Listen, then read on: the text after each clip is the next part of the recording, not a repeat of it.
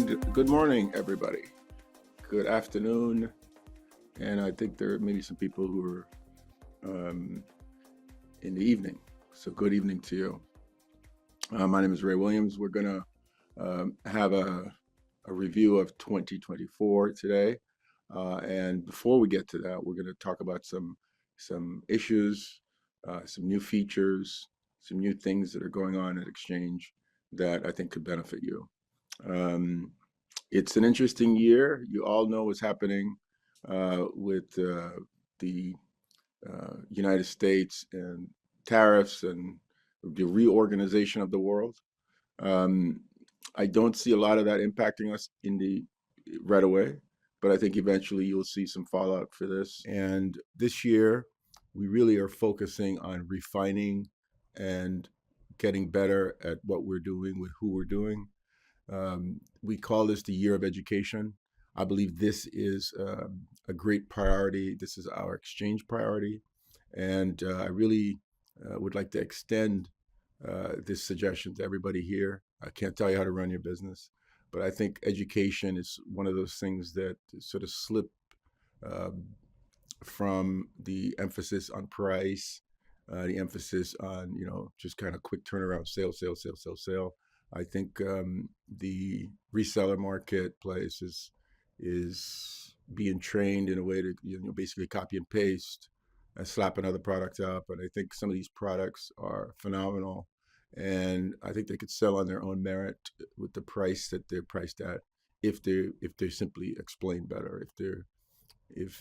If we go back to the old dog and pony show of here's the product, this is what it does. This is why you need it, and these are the customers that are waiting for a product like this. So we'll get into a little bit more of that.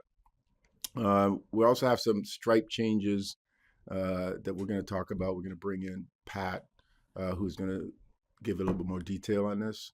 And also, if you have any questions, this essentially we have to split Stripe into two. There'll be a U.S. Stripe, and there'll be a non-U.S. Stripe. We can't make these changes right now. It'll blow up every prepay that we have in the system.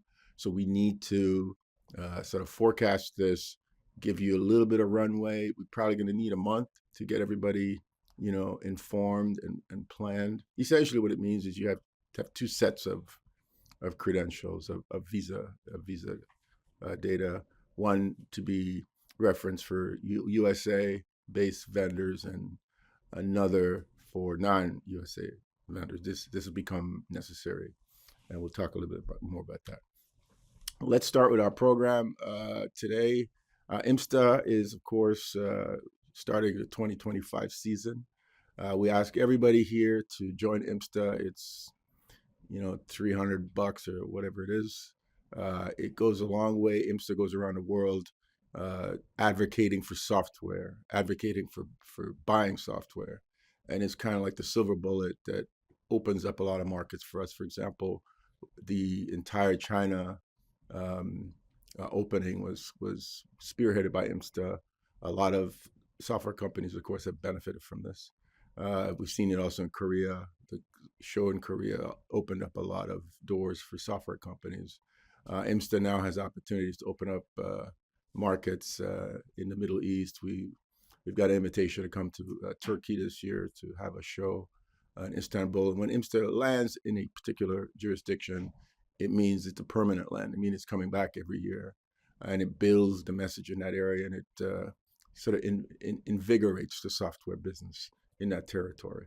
The second major push we're having is Mumbai.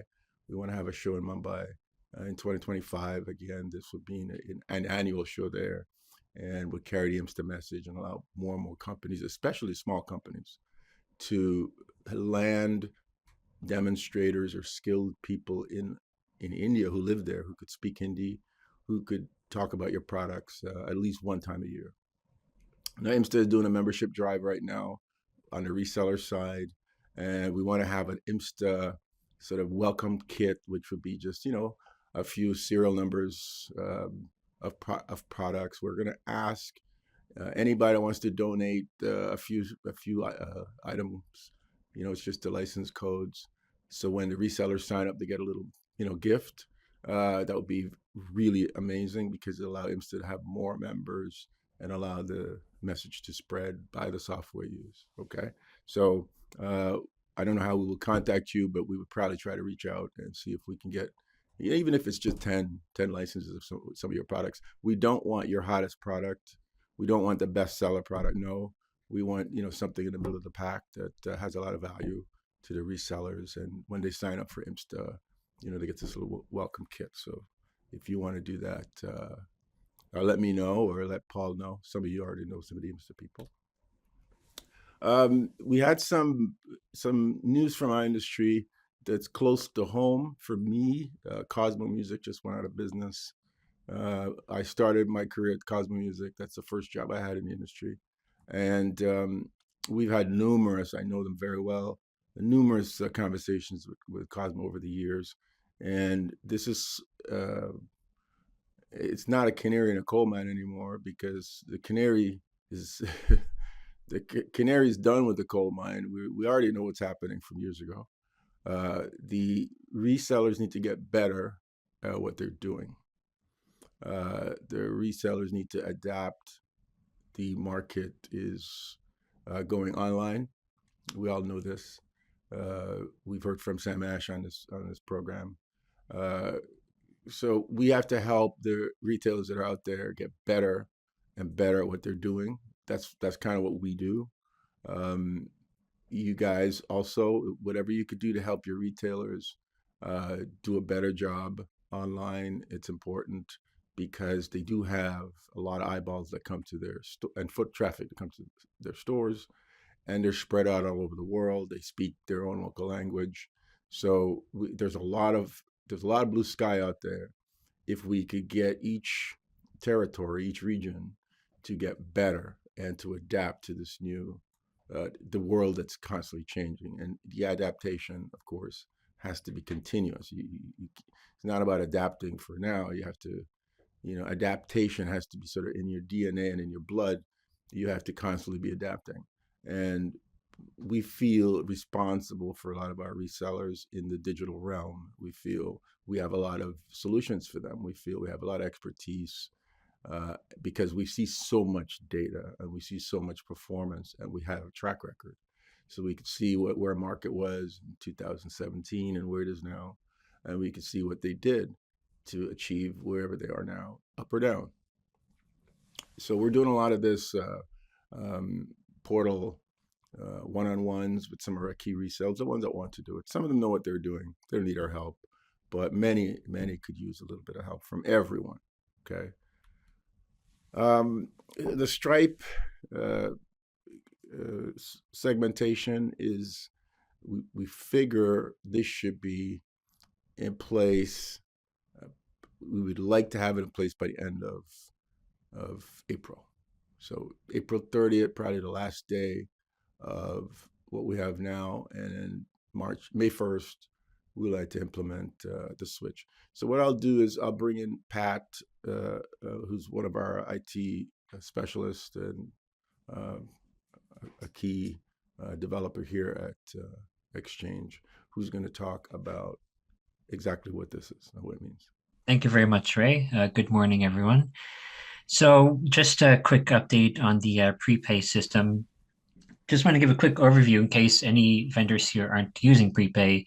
It's a system where instead of having to manually chase down resellers to collect money for this or that invoice, you can force resellers to pay at the time of purchase for every purchase. And it's been pretty popular. Right now, we basically have one platform for the entire world. And what's going to happen at the end of April is that we're splitting it into just US focused and global, meaning everyone else but the US. So what we're going to be doing is we're going to be migrating all US-based vendors to the US Stripe platform. And then all US transactions are also going to be moving to that platform. So the current platform right now is going to be renamed sort of to global. And then we're going to have the separate one, the second one. So if you have an existing account linked to the current platform, it's going to be considered part of the global one. So if you are based in the US, you will need to go back to the merchant page and link your Stripe account to the new US platform. But please don't do this right now. We're going to be emailing vendors separately when we want you to do this. And the reason why I say that is we need resellers to link their credit cards to the US platform first. Otherwise, if you just switch to the platform now, there's no stored cards there. So all prepay orders are going to just stop immediately. So we're going to be really focusing on the resellers for the next week or two, pushing them to get their site set up. And then once that's ready, we're going to be contacting all of the US-based vendors and letting them know that they can make this change. Also, in the merchant page, we're going to have just a very basic interface saying how many resellers are affected and are still waiting to put in their card. That way, you know, for example, I have 90% of my resellers ready to go. I can just make this change if I feel comfortable with that, or I can wait till it's 100, that kind of thing. So like Ray was saying, this is going to be, we are aiming for the end of April. Resellers, we're pushing for like middle of April, and then we'll contact the vendors towards the end. Each week, we're going to be sending an email, just keeping everyone up to date, pushing people to link their cards or their accounts, whatever is necessary. So I'm going to be sticking around for the rest of this meeting if anyone has any questions. Otherwise, you can always open a ticket or you can email support@exchangemarket.com if you have any questions on how to make this change. And with that, I will hand it back to Ray. Thank you. All right. Thank you, Pat. That was well explained. Um, so changes are coming, and everybody has to get on board with this because if you don't, the system, well, the payment system will break for you. We don't want that, right? Okay.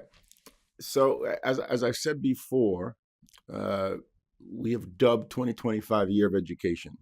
And when I say education, we want your products to speak a little bit more about what they do instead of a few features and price and maybe one video or something like that. We think a lot of these products are extremely deep. A lot of these products are extremely powerful. Some of these products have introduced new things into the world of audio processing that you could never do it with hardware. The ability of software to do things is incredible. It's a huge gift to the entire music production world, as you know, as we've said. So in your portal, in your product page, you'll see a new tab for the description of every product. It's called Marketing Info, and essentially, this is part of our drive to get a little bit more intelligence about the products to the resellers. They don't necessarily have to put all this stuff on their website. Some of this is sort of inside baseball, but we'll show you what we mean and show you an example. Essentially, it's broken down in 5 areas. The reason the product was created. Now, this might sound sort of banal, like, what do you mean why the product was created? Well, the first part of selling a product is explaining to the people why you made the product. A lot of our vendors don't really do that. They make it for whatever reason they make it. Nobody else knows why they made it. And so what happens then is you have 5 million different explanations to why the product was created when we could just have one. So this is a fundamental requirement for marketing a product. You've created a great plugin. Why?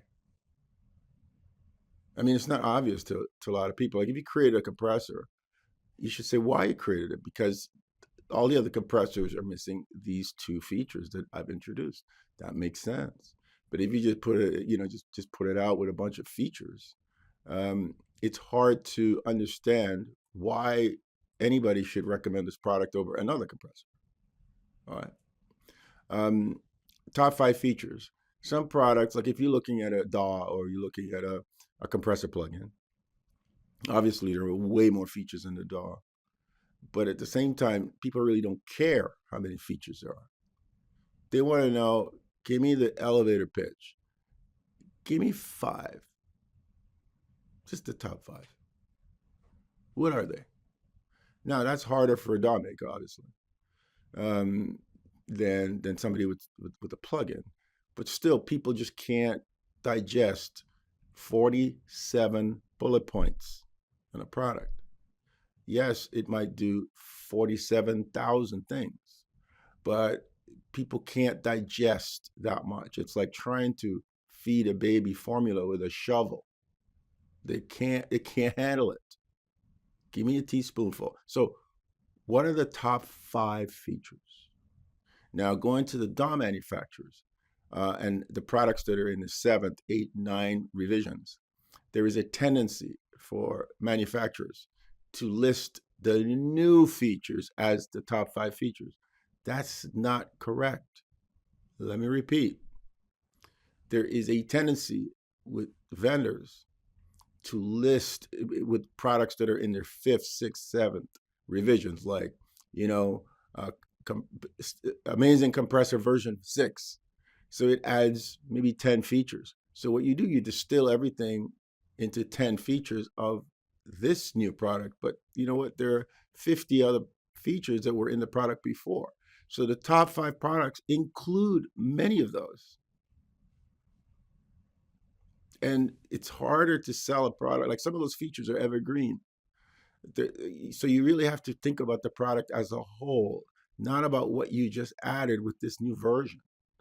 Um, the new version features are in the what's new list, but they're not the top five product features of the product. Very, very important. Um, competitive analysis. Now, all of this is optional. You don't even have to fill it out, but we recommend you do it. Some of you may not want to talk about other companies' products, and there's a lot of merit to that. However, internally, it helps to, sort of compare your products feature wise and price wise to other companies' products. This could be as detailed as you want, or not as detailed as you want. As a matter of fact, you don't even have to do a lot of work. You can use ChatGPT to give you the top five competitors you have. I mean, we're not talking about sitting there and scoping the internet. I mean, we have a lot of tools that can do this for you. But the reason you want to do it is when a salesperson is trying to sell a product or trying to sort of educate themselves about the products, it's good to have a sense of where the product fits in that particular area, in that particular segment of the assortment. Like for example, if you have an EQ and your EQ is $149 and it does 25 things, um, where does it sit with the other EQ that have similar features? Maybe you're right in the middle. Maybe you're at the top end, maybe at the bottom end. It helps to know, and people want to know why you're at the bottom end. Like, why are you the cheapest one of these plugins? Maybe you're not the best one, or why are you the most expensive one? Maybe it's overpriced, or maybe you're the best. It also could be that you're the best. But that competitive analysis, yeah, it's not, you don't really care about it, but the people who are trying to sell your product, they care about it because they're going to have to do it themselves. Why not just provide it for them? And you can pick and choose which one of the competitors you provide. This information doesn't go public. This is for the dealers.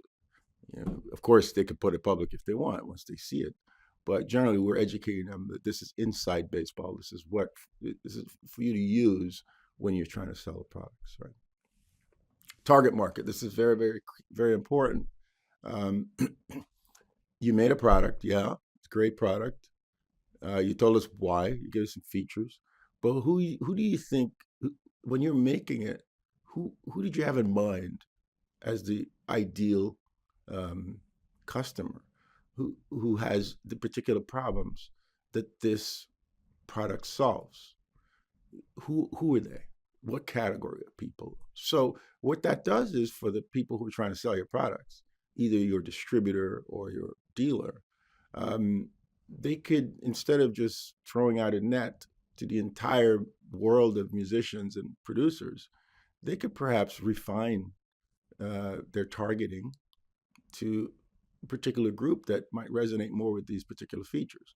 Like if you put a plugin out that's a mastering plugin or some kind of master bus tool, um, you know, maybe you don't need to really focus on the singer-songwriter for people who are just putting together a demo. It might not be the ideal market for this. Uh, Maybe this is more for people who are doing mixing and mastering. Maybe. So, help the retailer. Tell them, hey, these are the people that we made this product for. Of course, it doesn't mean there could be other people that could use it, but again, this information, if it's missing, the reseller has no choice but to kind of just splash it everywhere. So, um, you're selling Porsches, but you just advertising in every street. Every street has a Porsche billboard, even in the areas where not a lot of people could buy a Porsche, but you don't really care. You just blast it everywhere, so it's very ineffective. Um, so targeting is very important. Okay, and the last thing is how to sell a product. Um, what are the materials? Where are the example files? What do I say? What do I not say? A great example that is dear to me is a product called Melodyne, which I spent a lot of time, demonstrating over the years. And there's certain pages that they're too complex. That's for like somebody that's already using it. But if you try to sell that and you throw that out there for people, it might just be overwhelming. So how do you sell a product? Where are the examples? Where's the ideal YouTube video that I should use for this? All this information is very important, because if it's not there, this is really what we see. It's a picture. Like, who cares? It's just a picture. This is what we have. So this is a product that would go on a reseller's page, and then it'll have a few bullet points. Then it'll have a description that, to be honest, sometimes it's one sentence. Sometimes it's a paragraph with 5 sentences, and that's it. It might have some system requirements. Um, it works with this, works with that, needs this OS, things like that. But people are now expected, like customers, okay, who have a lot of choice to buy things. They can buy everything from a hamburger, to a video game, to some light bulbs. I mean, like, they have a lot of choice to do with their money. And you're saying that this is enough with a bunch of text because this product is so great. In your mind, it's great. Nobody else's mind, it's great. They don't even know what it is because you didn't tell them anything. Now, this product is called monofilter. Okay. It's like, my name is Ray. Okay. Like, I'm not picking on Nugent. I'm just using it as an example. A screenshot and a bunch of bullet points is not enough. It's really, it doesn't move the needle. If you put this up against if this brand with the biggest brand in the world, yeah, sure, you could get away with it, because people already know your brand and they just come in and fanboys buying your product. But for most people, the content that we propagate through the system, through web assets or from your website, it's good if people already know what they want. It doesn't really help people who are searching for ways to improve their production to come and build an affinity to product and buy it. Okay. Now, let me show you what the marketing info for this product is on the Exchange system right now. So what people would see who's trying to sell this are the 5 things. You notice You, you, you don't want to have a massive list. You're going to miss things. Okay.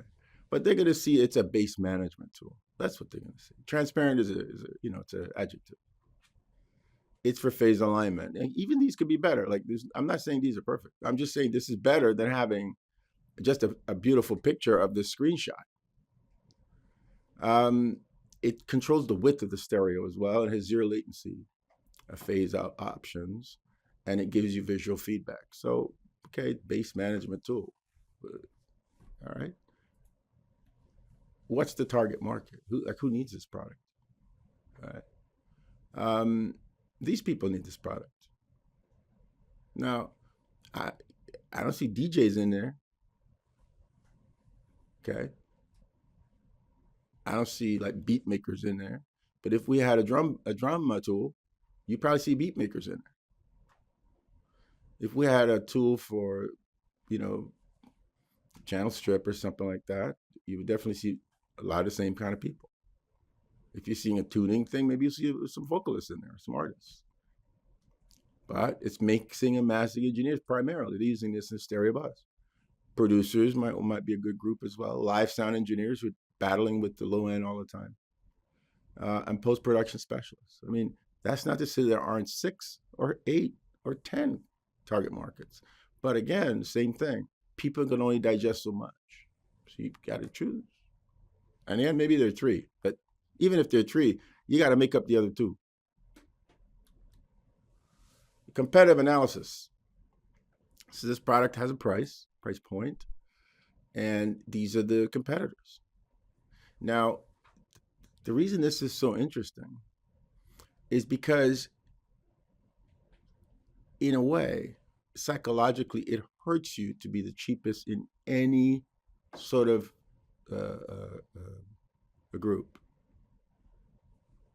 Because people want to know. There's a perception that the cheapest product in this list is not the best. It's a very, very hard case to make that the cheapest product among the competitors is the best one. Go back to price. You don't always need to have the lowest price, guys. In the G7 countries where the 90% of our stuff is sold, the lowest per capita income per day for every single man, woman, and child is $141 per day. That doesn't mean everybody's making that. And I'm not saying jack up your prices. I'm saying you have to understand that people work for money. They get their money in their hands, and the only thing they're going to do with their money is spend it. They're going to save some of it, yes, but most of it is spent. Don't worry. People are going to spend their money anyway. So they're going to spend it on you if you explain why they should spend it on you. Don't worry about people. Really, don't worry about them. They are spending machines. I'm a spending machine. I get my money, I spend it. I'm going to spend it. You cannot stop me from spending it. So stop worrying about prices. Just explain how great the product is, and the people will release their money to you. It sounds weird, but it's true. They're looking for stuff to buy. What else are they going to do? They're going to take the money in $1 bills, spread it on their bed, and roll around in it? What are they going to do with the money otherwise? They have to spend it. So don't worry. However, look at your competitors. Do not be at the bottom end of it. And I don't think you want to be at the high end of it either. You got to be somewhere in the middle. But look at what's happening. Right? All this information is out there. And the reason I'm saying this is the people who are looking at this information, their perception is a big part of why they purchase products. Okay? Nobody goes out and buys a Toyota Corolla. Okay? Nobody that we know goes out and buys a Toyota Corolla and then starts posting all the pictures on social media. They don't. Because You don't get any flowers for buying a Toyota Corolla, right? It's a fact. Now, most people can't afford a Lamborghini either, but people want to be proud of what they're buying. And remember, per capita GDP per day is $142. Look at these prices. You go to McDonald's today, you're going to spend $15. There's something on here for $40. It's like, 2 or 3 trips to McDonald's. You draw your own conclusions. What is the best way to sell the product? Now, this, of course, is inside baseball. This is teaching the people in the stores how to sell the product. And they're going to get to 1, 2, and 3. I don't know if they'll get to 4 or 5, but number 1 is you have to hear it. Okay, it's a picture, though. It's a picture and a bunch of text on a website. That's what it looks like. Hopefully, there's a video. So use Nugent examples on how to improve the clarity solidity base with different projects. There are files that are provided. Go to this particular YouTube video, go to this particular SoundCloud and play this. It just helps them. It helps them. They can refer that to the customer, send that data to the customer. Customer could listen themselves. Now the customer says, oh, I need that. Because I got to tell you, if you've ever mixed a record where the bass down at, 30, 40, 50 hertz is in stereo, and you mix another record where down there it's in mono, the one that's in mono sounds better. You can actually hear it. You can hear the difference. And you will never, ever go back to mixing a record where you have stereo down at 30, 40, 50 hertz. You wouldn't do it. You're done. You can't go back. How do you get people to hear this? Well, you got to tell them. You have to show them. You have to say, okay, go here. There's where the example is. Go here. Here's before and after. Listen to it with headphones. Tell them what to do. Show them customer testimonials. So-and-so said this about this product. So-and-so said this about this product. All that's going to be in there. Now, for a company that has 10 products, this is easy to do. A company that has 210 products, not so easy, okay? However, it's got to be done. Because we feel an educated reseller network is a more effective reseller network. If, I like to compare a company that's close to us that sells Hondas just across the bridge from where we are. When Honda comes out with a car, they assemble all the salespeople. They go through the, features and benefit of the car. Why? Basically tell them why they made the car. Why? Who's it for? Who's the typical customer for this particular car as it is? What are the options for the car? Some key facts, mileage, 0 to 60, things like that. And then, some features, how many cup holders, things like that. Just things that people know. But a lot of people don't want to know like details of the engine or some. No, they want to know like the top, the sort of stuff on the cream on the top. Who is it for? You don't even have to drive the car to be able to sell the hell out of the car. You don't even have to really like the car to sell the hell out of the car. If you can unite that car with the right customer, you're going to sell that car. As simple as that. Okay. You got a Chevy Volt, okay, which is a 4-seater small little car. And you see a guy show up in a Ford F-150 looking for a car for somebody in his family, or somebody lives. Maybe it's not the right guy. So that's where all this is very, very important. We want you to do it. We're doing it. We'll help you. We really want everybody to succeed. We want the resellers to really have more information in the year of education. So really reach out, And if you need help with this, uh, just holler, just tell me. We will try to help you with this because we're doing this right now for, I think there are a couple of thousand products that have this information already in it. Okay. Now, this comes back to the resellers. We're really trying to engage with the resellers on a kind of a meritocracy basis. Okay. We have a ranking system that is in place. You're going to start seeing this in the month of April on in your portal. When you go to assign resellers, when you receive requests from resellers, you'll see their rating. It's based on a lot of criteria, as you can see there. Some of them more important than others. Some are weighted more, and it allows you to, instead of seeing just a list of a bunch of names, you can kind of start filtering out people, and you can see relative to another reseller who are the 5-star dealers in that region, and that's part of your return investment. Also, you don't know a lot of these people, you don't know everybody. We could tell you in that particular region in Central America, that's the guy, or those are the guys, those are the top guys, because you can see by their ranking that they're the best. So maybe you should open them, maybe you should contact them, maybe you should have them. All right, a lot of that's going to be there. So, and the final thing is, we want to have, uh, we're so committed to this. We will do one-on-one. I will do one-on-one reviews of your portal with you. Rajiv would do them. I know Rajiv has been doing a lot of these, especially with our new dealers. So I don't need to duplicate what he's doing.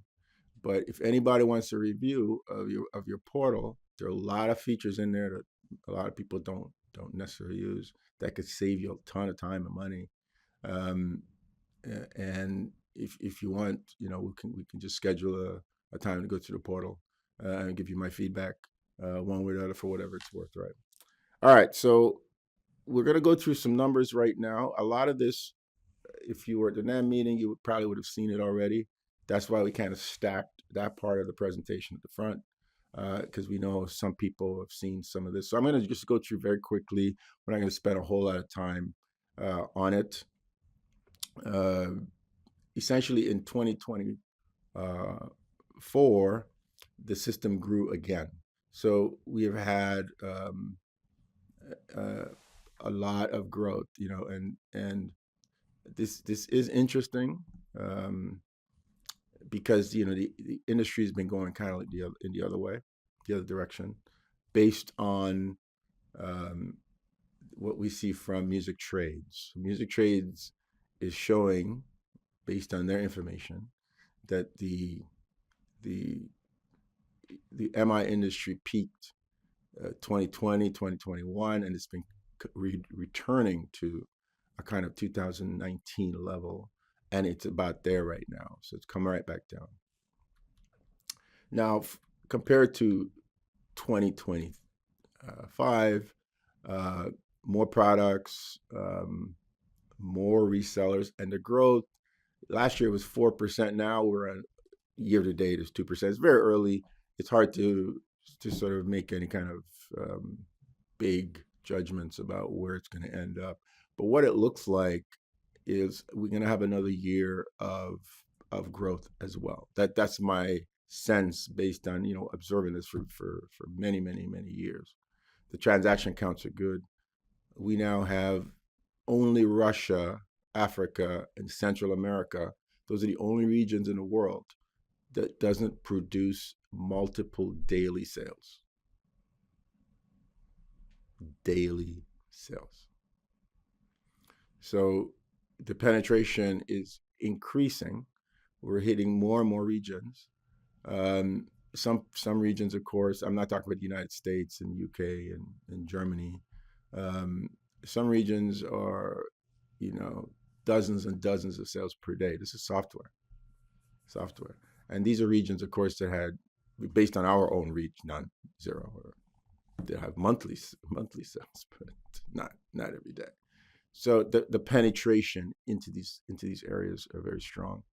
And if you look at last year, Um, the transaction count, the dollar value was up 4, the transaction count was up 3, but a lot of promotions.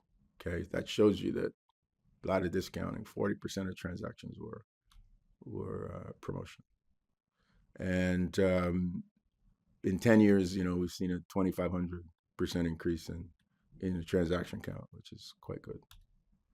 And we had a kind of a landmark this year with one reseller crossing the 100,000 transaction threshold, which is amazing.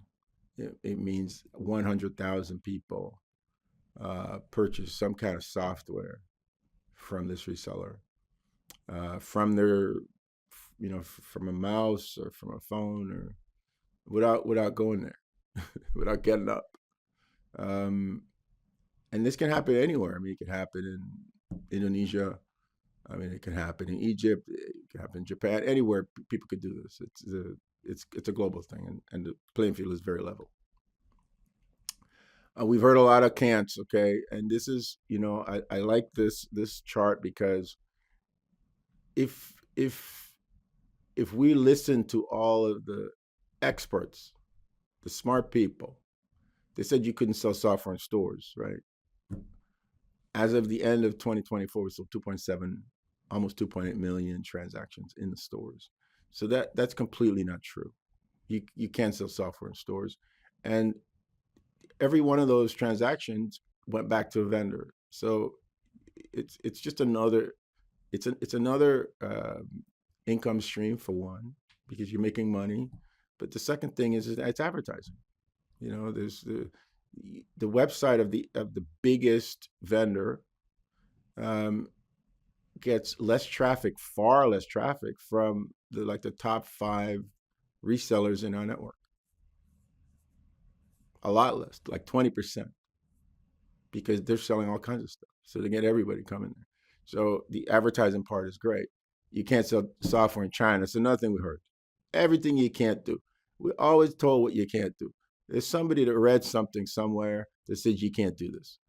I always say to my staff, don't read too much.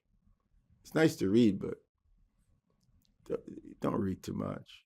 Don't digest all this stuff. A lot of it's just somebody copying and pasting somebody else's idea. Can't sell software in Eastern Europe. Well, Eastern Europe right now is selling more software than Northern Europe. So the Scandinavian countries are behind the Eastern European countries, despite the fact that there's been a war raging in Eastern Europe for 3 years. So this is another myth that's been debunked. You can't compete with a manufacturer. Well, that's not true. A manufacturer sells one particular product. It's a butcher shop. It just sells meat. But the supermarket sells meat also, but a lot of other things. So resellers, if they're good, it's a kind of a one-stop shop option that people have. You can still come to the butcher shop. It probably has more specialized meat and so on, more choices. But the supermarket has enough. It has enough for most people. So you go right there, you go to one of the resellers, and you can buy from vendor A, vendor B, and vendor Q. And put together your cart and check out with one payment. That's a great advantage. Can't keep up with updates. Well, that's not true. The license code generally is true for any update. You can't handle support. Well, what the support? You guys know what the support are. The support tickets are all to do with registration and installation, and I can't see the plugin in my DAW or something like that. It doesn't work at the beginning. It's right at the beginning. Most of the stuff happens. It's not daunting, and it's if you know how to install one thing, you probably know how to install a lot of other things, because a lot of it's the same. Can't justify integration costs. Well, this is what we hear a lot, and we try to tell people you can't not afford to integrate. Integration allows you to sell products at night, when you're sleeping, and if you're not doing that, your competitor's doing that. You got to do it. Too many SKUs. We hear this all the time. It can't be too many SKUs. It's like having too many $1 bills at the end of a gig. Well, it's okay. It's better than not having any bills at all. Can't sell hardware. Well, this is the last one we're hearing right now. You can't sell hardware on exchange. That's not really true. Now let's go into the details. So the Q4 of 2024 did not beat Q4 of 2023. And of course, we like to always compare the different parts of different things in the year. But if you look at like 2019, um, it's way above. So the decline in the industry to 2018 levels has not really hit us. Okay, um, we were trying to beat Q4 2023, not Q4 2019, because 2019. I mean, this is it right here. We almost doubled that, and this year is showing no sign that this is the fourth quarter here, obviously in dark. Um, this year, based on the trajectory that we have right now, is showing no sign that it's going to end up like this. So the industry, whatever it's doing, um, it shows that the software market is completely underdeveloped in retail. There's way more penetration that we can get, and whoever is there right now doing well, um, they're obviously not telling anybody anything. They just keep doing well, but a lot of other people who could do well, and that's our job of education, outreach, and trying to get more and more people inside of the tent. It was a phenomenal Q2 last year, which beat the phenomenal Q3 2019. So last year we had because always the Q1, 2, 3 are lower than the Q4. Last year Q3 beat 20 the previous Q4, which was of course 2019, the pre-COVID times. The retail software is growing. The education software is growing as well. HD is pretty much stable. Most of it's coming out of Canada, Dubai, and Singapore, a little bit out of Europe. But this is a year we're going to really see some increase in that area. And upgrades. Upgrades are a huge thing. Not everybody sells upgrades, a few vendors only. But some retailers are good at selling upgrades. Trust me. The number one product on Exchange is an upgrade for years. I think for the last 4 years. And obviously DAW is an expensive product, so it's going to have a lot of money attached to it, not necessarily quantity. And tuning. Everybody needs to tune vocals because nobody can sing. The top three dealers really they haven't really moved. The top three. So of all the business we're doing, which is many millions of dollars, three people are sharing 40%, and they're not really changing. It's going to be hard to take market share from them because they're getting better and better and better at what they do. And yeah, there's a little bit of a slip between 2023 and 2024, but essentially it's unchanged for the last 4 years. And in terms of promo, they're even more dominant. The top three take 54% of the promos. So if you're doing promos, you got to be in those top three dealers. You have to. You have to find a way to get them to run your promo because a lot of eyes are going there, and it's hundreds of thousands of transactions through that system. And of course, they're automated. And the top three resellers are not changed since 2021. It's been the same three people at the top. The top 10, when you extend it, they are again the same. There's not much change here. It's 58%, 60%. There were some reshuffling of the membership in the top 10, mainly from Asia, particularly Japan. Two Japanese companies entered the top 10, two Americans left. So Asia again becomes a very dominant, very strong market, and you have to be playing in that. You have to be over there. If you need help getting over there, let us know. But you got to get over there.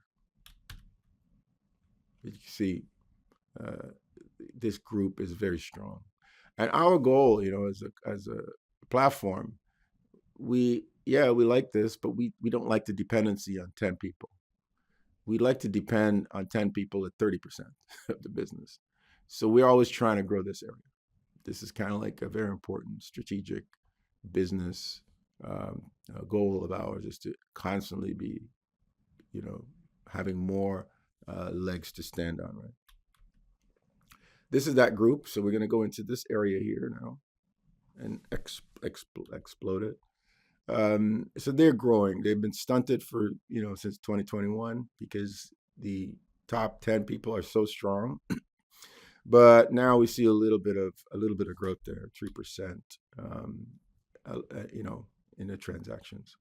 Not much, but it's not declining. So the rest of the world is hanging in there and gaining a little bit. Okay, just a little bit. These are promotions. This is always a kind of a sad chart because the top 3 people are taking this many transactions from the promos. Just 3 people in here. The rest, there's 540 people in this area, in this 28%. There's 10 people up to this point, 63%. So 10 people share 63%. 540 people share 28%. There you go. That's the world we live in. There's no equality. It's just competition. And the best man win. Now the promos, promos are a big part. This is not money wise. This is transaction wise. It's a lot. This is very high. We have some vendors that are very, very good at this. I say just keep going, but I think there's more money to be made over in the blue over here than over here. There's more money. Like if you look at the average selling price over here, it's double what it is over here. Actually, more than double. This is kind of like another way of looking at the same thing. This is kind of a slide of our growth of the rest of the world. You can see the UK has become very strong compared to like 2019. The UK was here. Now the UK is almost double what it was then. You could see Germany is also growing. You can see Japan. It's growing as well. But the main thing is the rest of the world's growing. They're taking more and more of a share. But look, again, everybody's piled into this 20%, and four territories or 4 regions are sharing this one. This is another way of looking at it.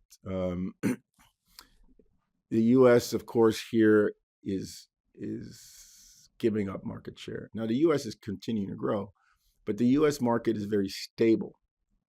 It's mature.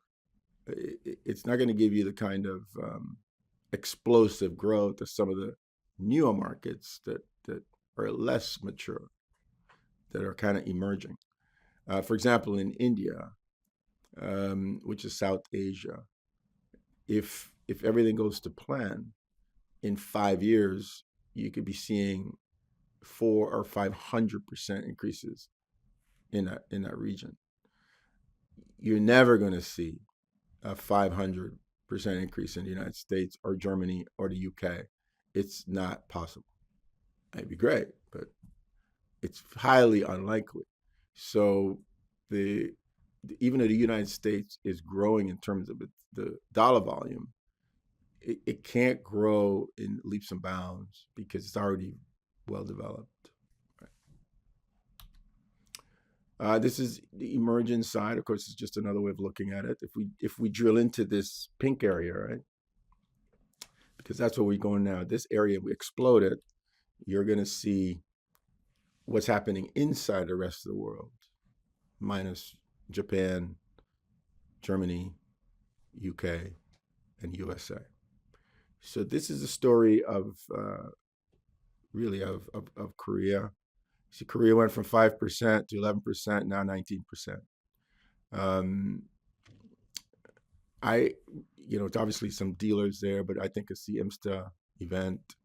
The IMSTA event every year brings a lot of software companies. They have a big festival. They spend a lot of money. All the K-pop producers there. It's you have to be there. Of course, it's a small country geographically. More than 50% of the people are in Seoul, so it's very easy to get to, and it's full. But the what's happened there is if you're a Korean speaker, if you're a Korean citizen and you're making music, you're faced with two options. You can buy whatever plugin or DAW you want from United States or Germany or UK, and use your Korean won currency to pay and convert into United States dollars, into maybe British pound or into euros, and pray that the Visa people are nice to you. Right? It might be the same price, might not have the local VAT. Then you get the product, or you could buy from a local person. It's have the same product, same price. You can buy it online just like you can buy it online somewhere else. Get it right away. You pay in your local currency, Korean won, and the people on the other side are in your time zone, and they speak Korean also. That's a pretty good. That's a pretty good option to buying it outside of the country. And you can call them up. You're protected by the Korean, um, consumer protection laws. You can go and you know scream at them and get your money back, or you're covered inside of Korea with their laws. If you try to do that with a company based in Germany, it's not as the outcome is not so much going to be in your favor. It's going to be a lot more complicated and expensive.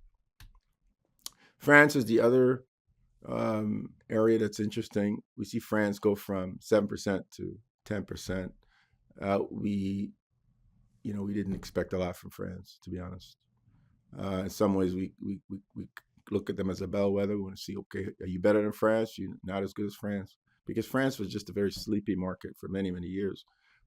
But now there's a few motivated resellers there that are really taking that market. So maybe take another look at France. This is where the reseller rankings are going to come in very handy. So when we implement these, which should be somewhere in the middle of April, you'll see it. You can go to France, look, and say, "Whoa!" So everybody over three stars, maybe you send them an invitation. This market is growing. They're now developing their own way of selling a product. They're making videos en français. They implemented promos. They're implementing you buy directly from the website. All the exchange integration. It's happening. That's why we're pointing it out right here to you. And China has come back. China had a massive, massive surge in 2020 and 2021. It came back to earth in 2022, a little bit growth in 2024, but back to growth solid again in 2024. These are new people that join the system. We always like to keep an eye on this, and you should as well. New people that are coming on the system, they're looking for products. There's a reason that they're coming on. A lot of them are recommended by the vendors, and they're coming on and they just want access to products. As a group, you can see the distribution. It's fairly well distributed. Asia probably the biggest, but you can see Europe is slightly bigger. So they're coming from everywhere. The one thing that's interesting here is that we see South America kind of woke up, and so this is an area now where we have, we're talking about daily sales. We have a more than daily sales there. It's starting to pick up in South America. So again, if you look at South America back in 2021, it's just a line, right? A red line. Now you can see it's starting to. Something is happening there, and we might have to start serving that region a little bit better going forward with maybe some IMSTA festas and things like that. But that's a very good sign. There's a lot of music being made there. A lot of bands play live music. We just haven't really supplied the product, I think, correctly in the language that they're used to. And then there's some structural things with imports and tariffs that also make it difficult to do business down there. Now, when you look at the the number of registrations versus the volume of business, Asia is by far the biggest. So Asia represented 30% of the registrations, but 46% of the transactions.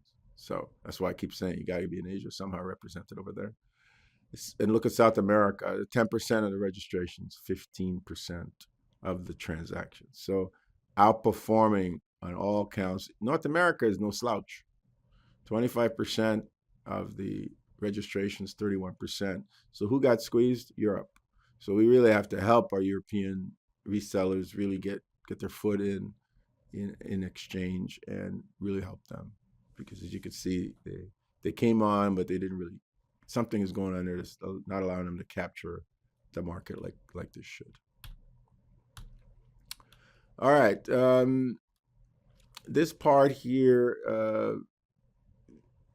again, not every product is like this, but what we did a survey of some product launches, and we found some very interesting data of the number of transactions based on how many days out you are from the release date.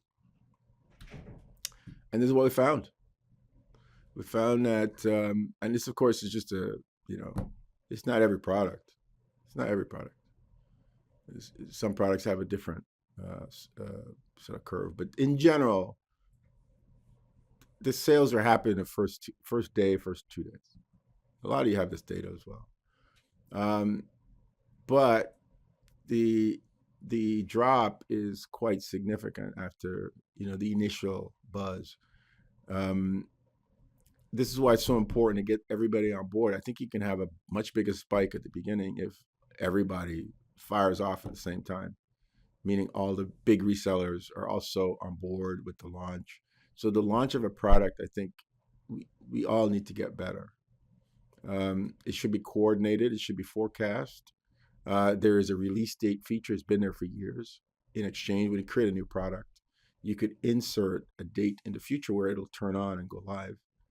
You could communicate that with your top resellers so they have the assets ahead of time. They have the product skewed. They're just waiting for that day when it turns on, they can capture the sales.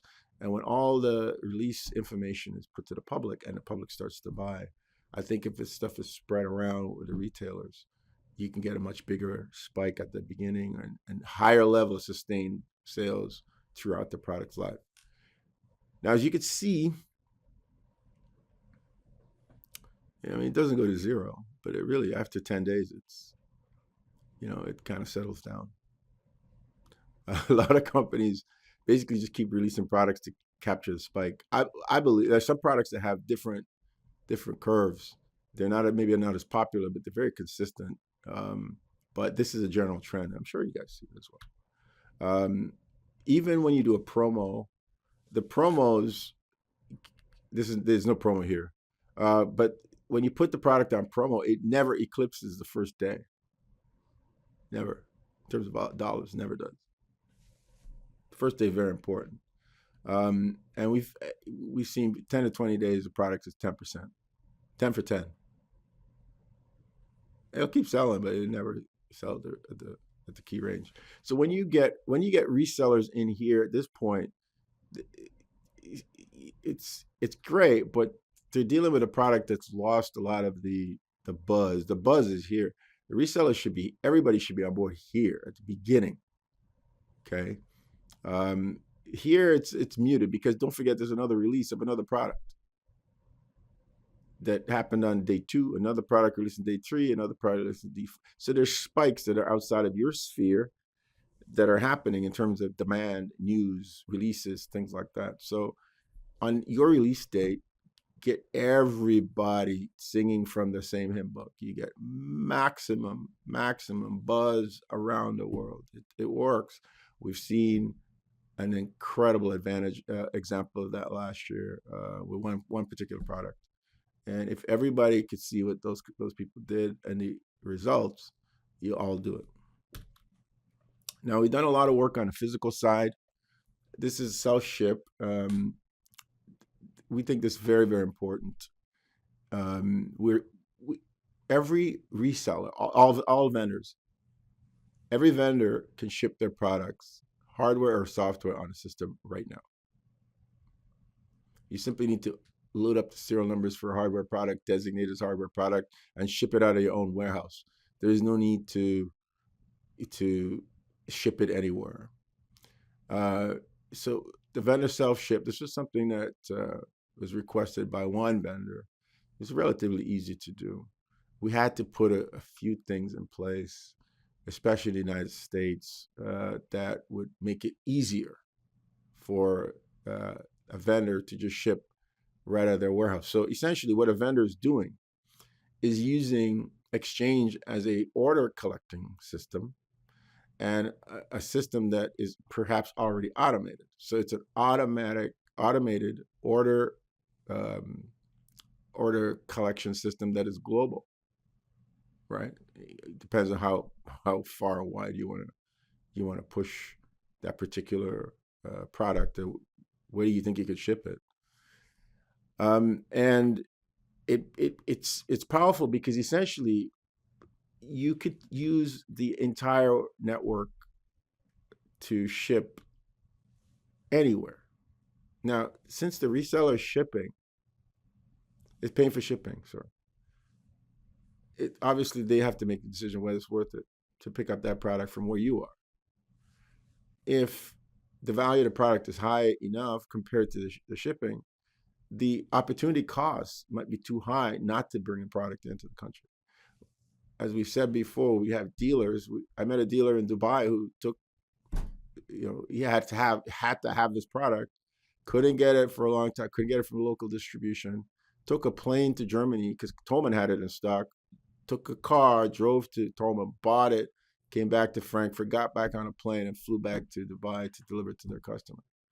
This is what people are doing out of pure desperation. Those customers could be served by you.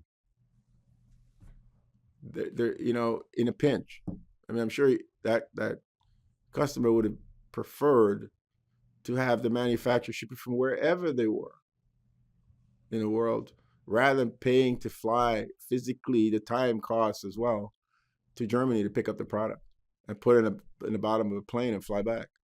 That's just incredible. We have customers in Vietnam that can't get products affordably from people in Japan who are perhaps a distributor. There's import costs that are baked into these products in terms of duties and taxes that you don't get if you export them again. So the product go up and up and up, and by the time a dealer in Vietnam gets the product, which is also a month later, the cost that the dealer is paying is lower than the cost that's being advertised around the world. So they're doing that knowing it's a loss just to keep customers happy. Now, if you could ship that product, I guarantee you the shipping cost from Timbuktu to Vietnam is less than the taxes that have been applied, and of course the shipping on top of that coming through that Japanese gateway. So there's a lot of opportunity here for everyone to rethink how you're doing stuff and to satisfy customers that are in these far-flung areas. You have to remember, in this part here, this area is called Southeast Asia, okay? Right here, from Papua New Guinea, well, this is Indonesia, to Myanmar, Vietnam, all in this area, Malaysia, Laos, Cambodia, Thailand, okay? Philippines. There's 700 million people in here. 700 million people in this pink area here. And they make music. But try getting some of the stuff in here. Try living here and trying to get some of the stuff. I mean, it's sad. We go there, we hear it, we know. We're there. We're in Singapore. It's just the back of the world. People don't see it. And we could help these musicians in this area, these producers in this area, get their products easier. And it's getting better. But this option allows real power. I mean, you could really, the world is your oyster. Some of the things we had to do. This is not around the world. This is only USA. We have address verification. So when you start to ship hardware all over the place, you have to make sure that that's a real address and nobody made a typo. So all ship to addresses now have address verification based on the U.S. Postal Service, and so less chance of it going to the wrong place. Shipping labels. So a lot of resellers have deals with UPS or FedEx, and they just want to they want to come on their own account. They don't want you charging them. That's great. Let them put their label up.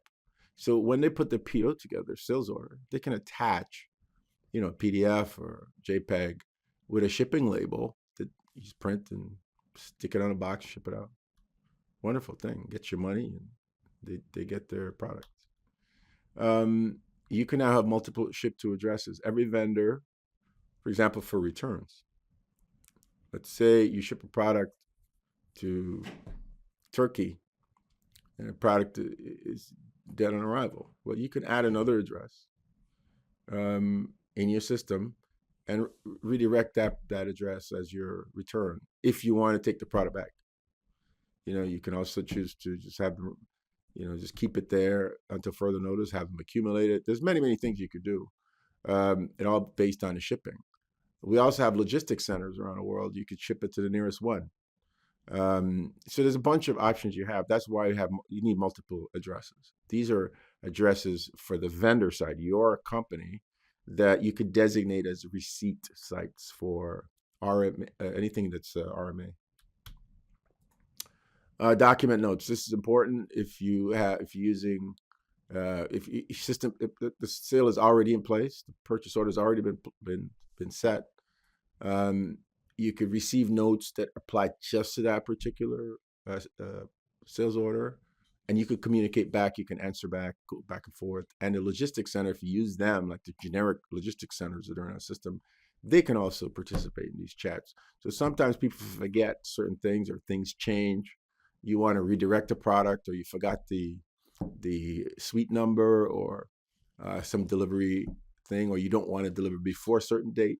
Like, don't deliver before April the 7th. Okay. You forgot to put that in the PO, or there's no place to put it in the PO, or you just got that information now, you can attach a note. Okay. Promo, I'm going to fly through this one because we'd like to put this actually online. You guys can browse it yourself. These are findings of analyzing promos and seeing which ones are successful, which ones are not so successful, and maybe you can find some common elements. We're all trying to make promos more successful. Now, this is a heat map of promos. So you have the number of products going up on the y-axis and the number of resellers going up on the x-axis, right? So you could see and the size of the dot is how much money it's made. So you could see this particular promo right here with the big wide circle is one of the most successful ones, and it had quite a few resellers and quite a few products. But in the 1 and 1, 2 and 2, this is where most of the success is, and you can see a lot of promos are piled up in there. And what that says is, as you move further out, the circles gets basically small. Now this is the smallest we represent, so this is like maybe a 0 or $1. So as a rule, don't put 300 products, 100 products at 300 promos. They tend to get lost. It doesn't mean they can't be successful, but 300 resellers on one promo is really, it has to be the most incredible product in the world for all 300 of them to get behind it. We even had some people that have 500 resellers on a promo, and they're all zeros. Now, this is an interesting finding. When you have one reseller with one product, they have the maximum sales. When you have one reseller with 2 products, the sales fall 40%. Now, in theory, you'd think it should be double because now that reseller has 2 opportunities to make a sale. And it's perplexing. It's perplexing actually to me as to why you think just adding a second product to an amazing reseller who does so well with one product, why adding a second product would cause the entire promo to fall. Now, I'd like to hear an explanation. You guys are smart. We got some smart people here. Why would you think that one retail, the best reseller in the world, if they have one product on promo and then they have another promo would have 2 products, the one with 2 products would sell less? Looking for ideas, put it in the chat. Why? Somebody explain it to me. Why would having one extra product, not double, should be double? You have 2 products to sell. Anybody want to take a stab at that? Because this is hard. It's almost illogical. Makes no sense. And of course, by extension, you can see as you get to 3 products, 4 products. This is actual data.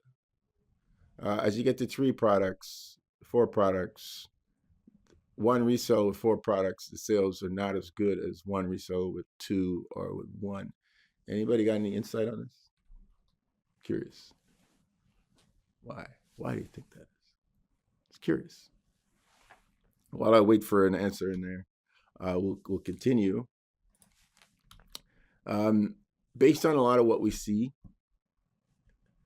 the best promo is one reseller, one product. Then there are some other things.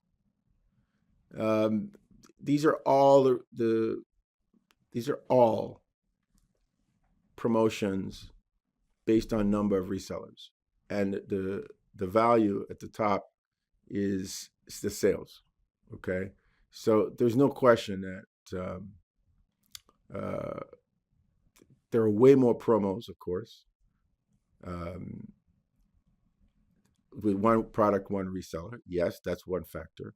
And these are not absolutes, okay? We're not saying that if you put one reseller on one product, you can have a successful promo. That's not true. You can have one reseller on one product and have a completely zero promo. But what we're saying is, as a rule, when you look at the whole business, one reseller, one product is very popular in terms of the number of promos that are offered with that particular structure, and it's the most successful in terms of actual sales. Okay.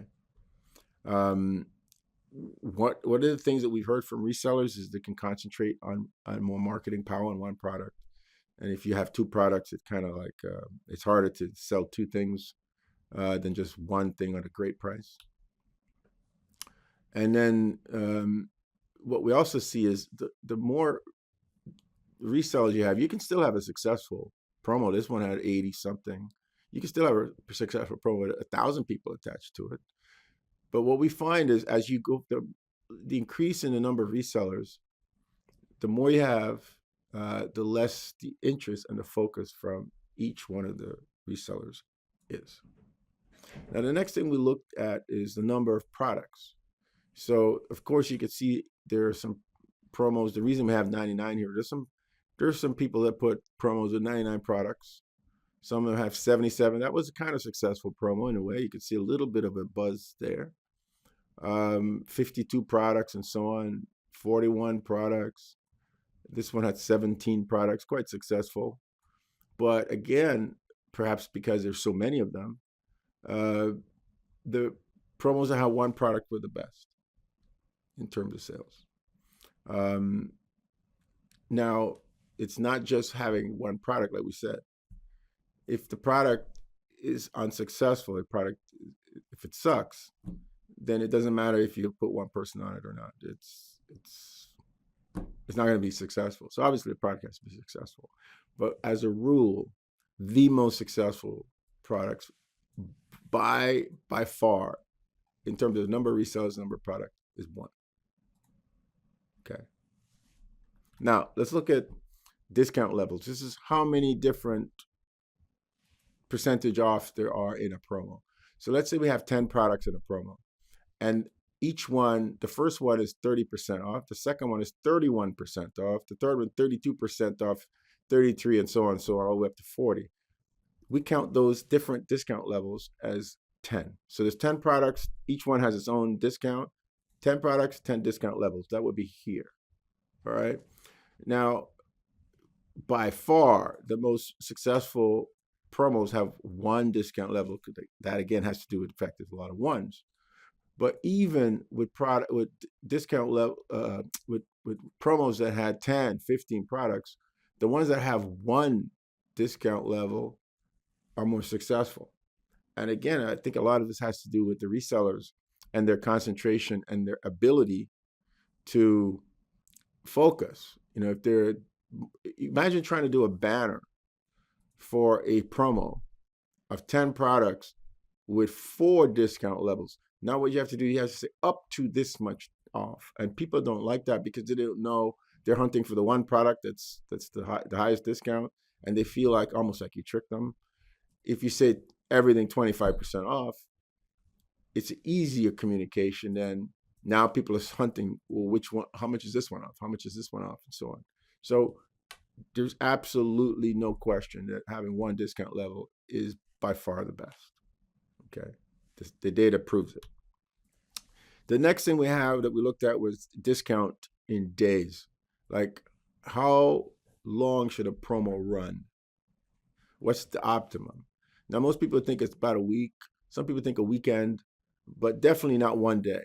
Okay, so not a lot of people that runs on one day. A lot of people run for 1 week, but there is no question that promos that run for 15 or 16 days are the best. Now, if you look at the number of promos that were 2 weeks, it's very high. So the average is very, very high at this point for 15 days.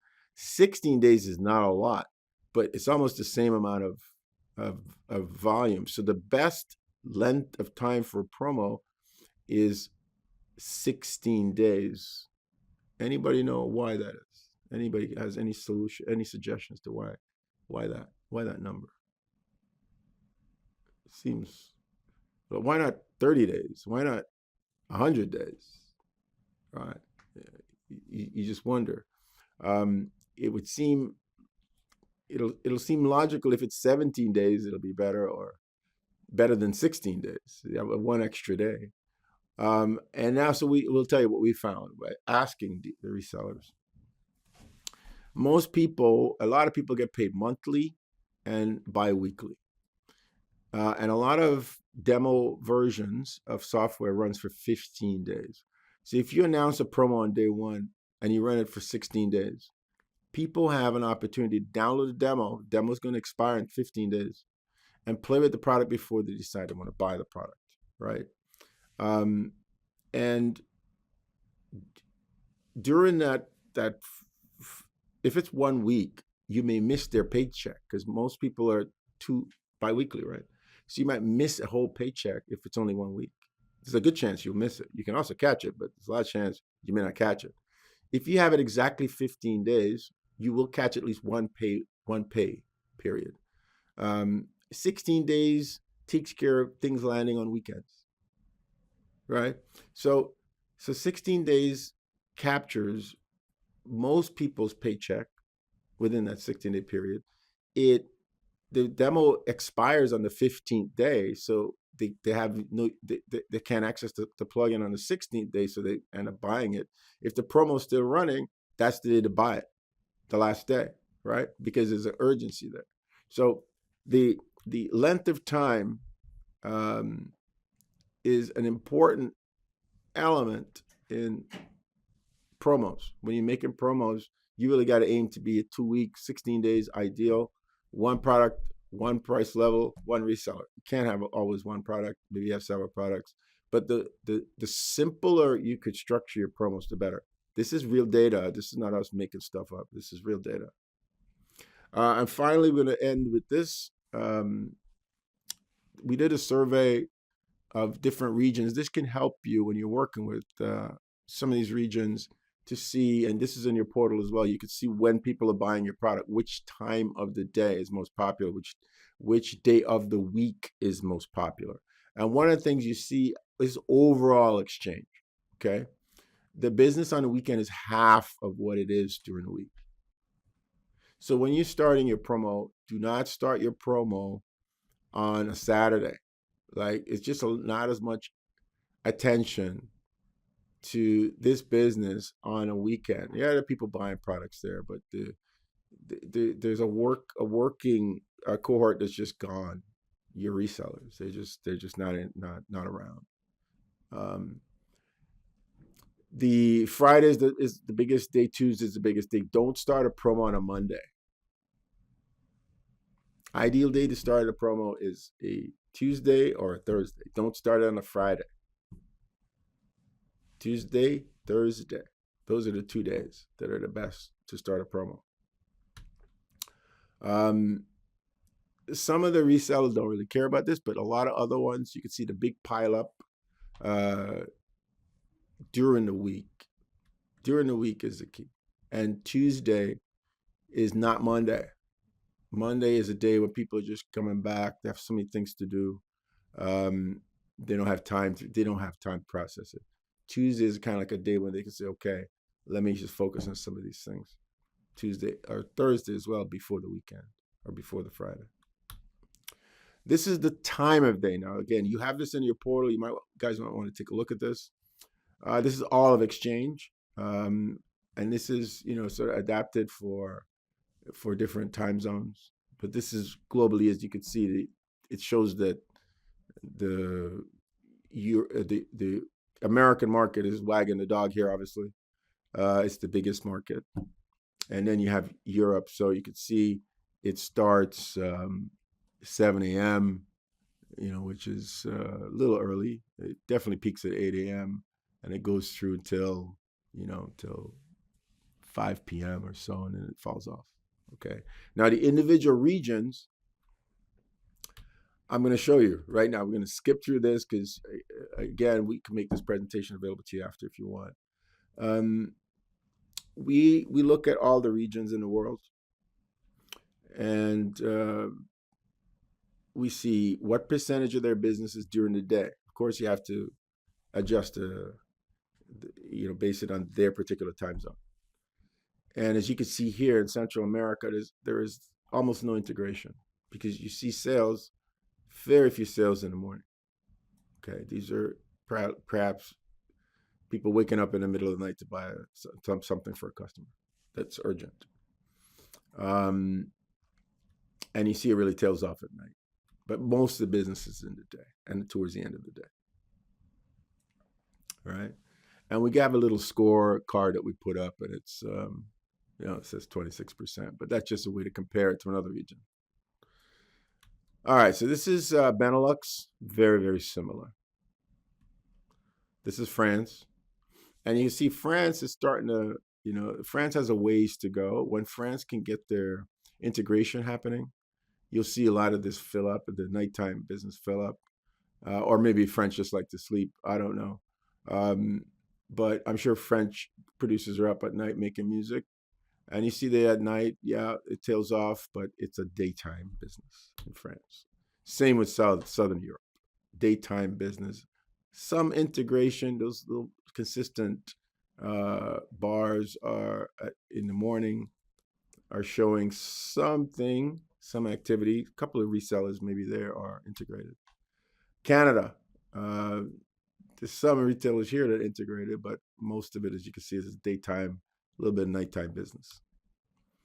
Northern Europe, you see the integration starting to come up, right?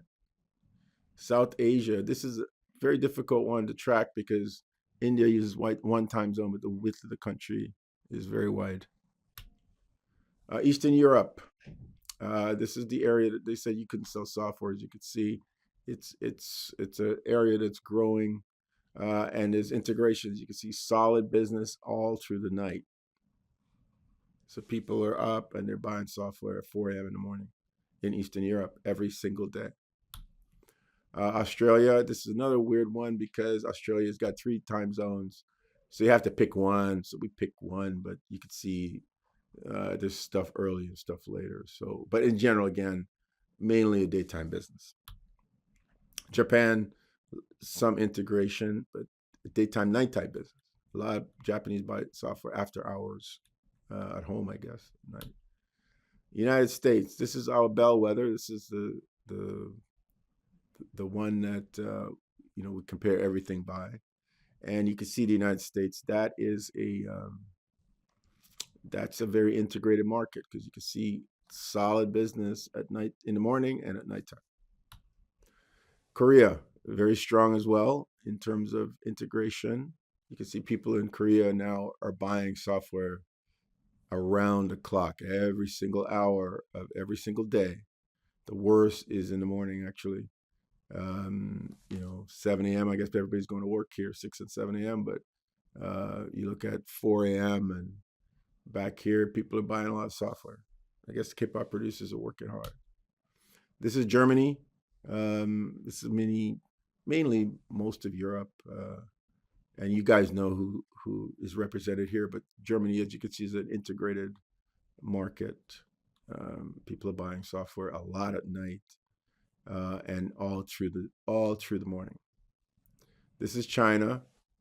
China has some big spikes after midnight, but then this is also a very interesting place as one big time zone. But this could be, Shanghai, and Chengdu could be over here, but they have the same time. So you got to pick a time.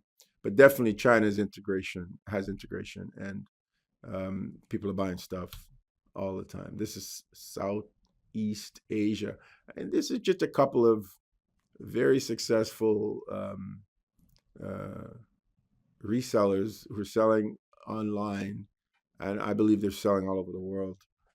This is why we see this kind of number here, because this is very high, very consistent. The business is clicking, clicking, clicking all the way through the day. This is the United Kingdom, perhaps one of the best. You can see this is GMT. There is no stopping the business in England. You can see even at 5 a.m., 4 a.m., big spikes. It never stops. It's just constantly going. Of course, this means they're selling everywhere in the world. This is South America, which actually another complicated area, but there's some integration going on there. And this is by far the best.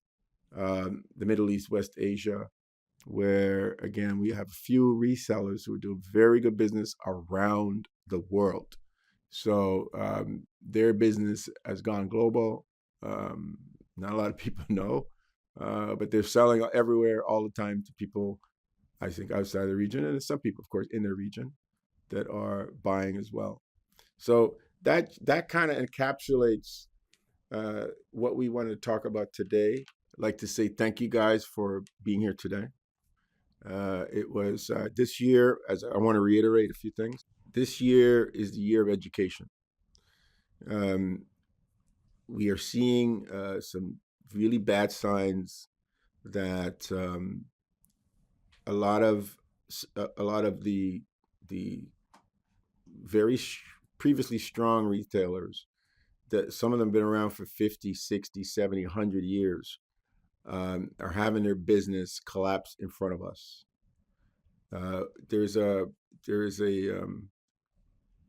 We have self-interest in preserving their business. I believe if they adapt to the conditions that we have now, a lot of them could succeed. I believe we have an interest in trying to help them succeed. What we asked about the portal review, we've offered to them as well. So anybody on the reseller side could get their portal, sort of just another set of eyes looking through what they're doing, how they're using the portal, and things like that. So, so we need everybody to kind of get on board with this. Do a much better job with your products. Do a much better job explaining your products. Don't assume anything. Don't assume everybody's heard of your company or heard of your brand, or your products do incredible things. And sometimes you forget about them because those were in version 1. But what was incredible in version 1 is still incredible today. Make sure people know those things, right? Create the content. If you need help, we are here for you. We're actually going to help you do it. Okay? We will actually help you do it. So please reach out and ask for help. And I'll see you guys all in a month. We have another meeting in a month where we probably have a special guest here, where you could. It'll be interesting to see. I don't know if we'll do it next month, but if not, it'll be definitely within a couple of months. All right. So take care. Have a good day. Thank you very much.